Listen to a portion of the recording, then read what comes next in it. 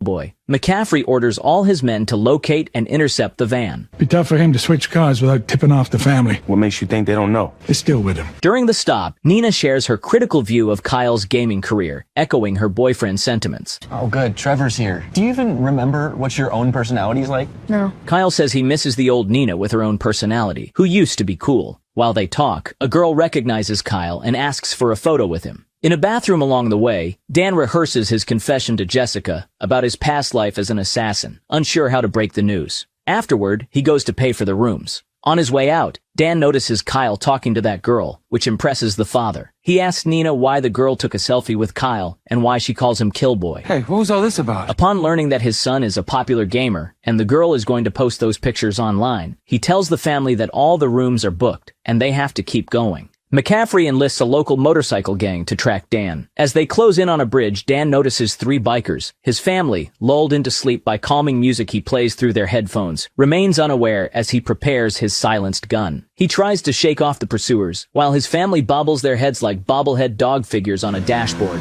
His mirror is shot, but he manages to get rid of one, barely avoiding a crash. Only Max is awake, enjoying the activity. He even helps his father by handing him his milk as a weapon. Dan bumps the 3rd one, sending him flying.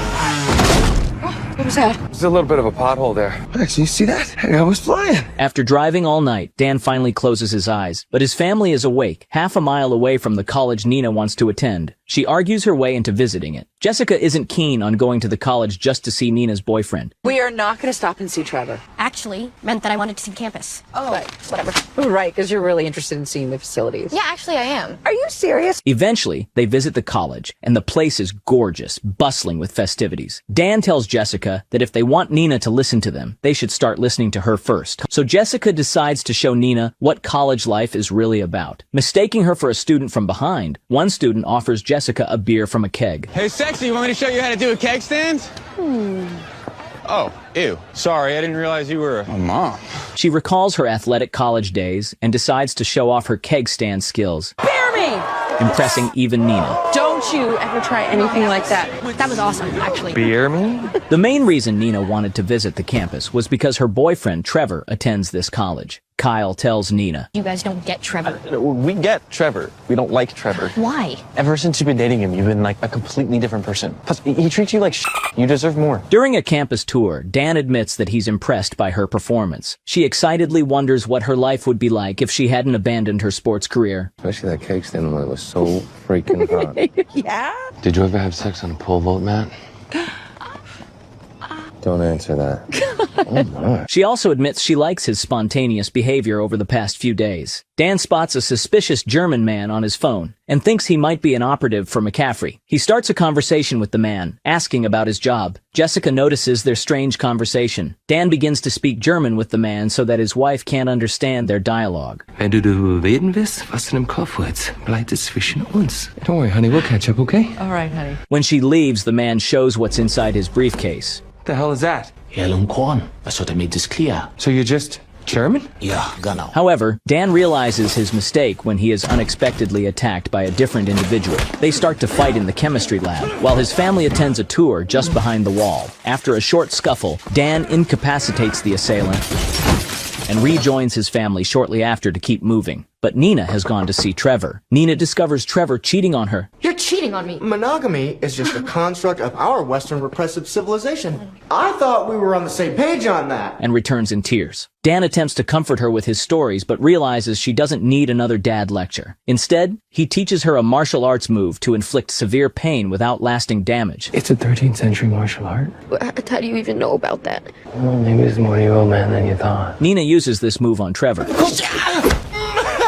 taking a picture as he winces in pain, which boosts her spirit significantly. She returns to the van, appreciating her father more than ever. What did you say to her? It was just a dad lecture. Back on the road, the family bonds even more. As Nina drives, she thanks Dan for always being there for her and considers reclaiming her editorial position at school. Dan supports his daughter and expresses his admiration for her work. I'm serious, that piece you wrote about pervasive corruption in the Board of Education. My God, I got chills. You actually read that? Of course I did. I'm your biggest fan, Beans. At a small motel, the parents finally relax and let off some steam.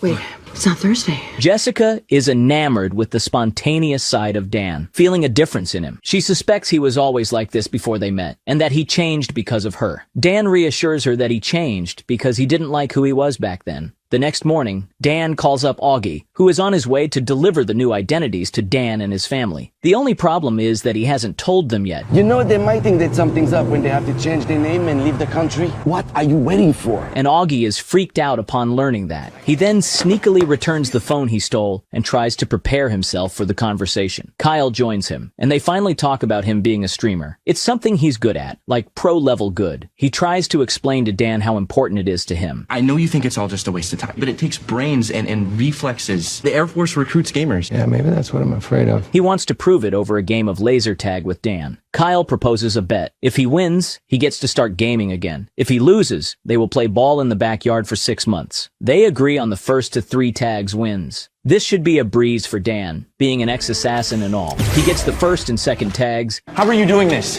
Then Kyle retaliates with 2 of his own, mimicking Dan's tactics.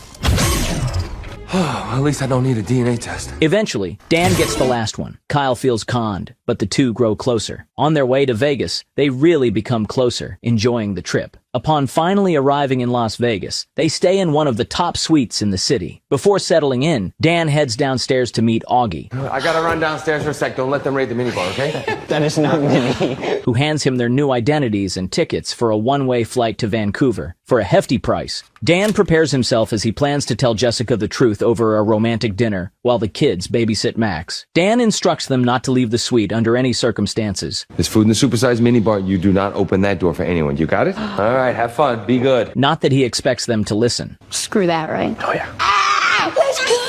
McCaffrey's men are already aware of Dan's location. Being a popular gamer, Kyle suggests visiting the HyperX gaming arena. Nina doesn't want to go to a place full of Kyles, but she has no other options. I think it's just down here. You're gonna love it. I already hate it. In the arena, he meets another popular gamer, Ran. Ran admits he has seen Kyle's streams and offers him a chance to meet Valkyrie and others. Ran gets to know Nina better and decides not to participate in the tournament.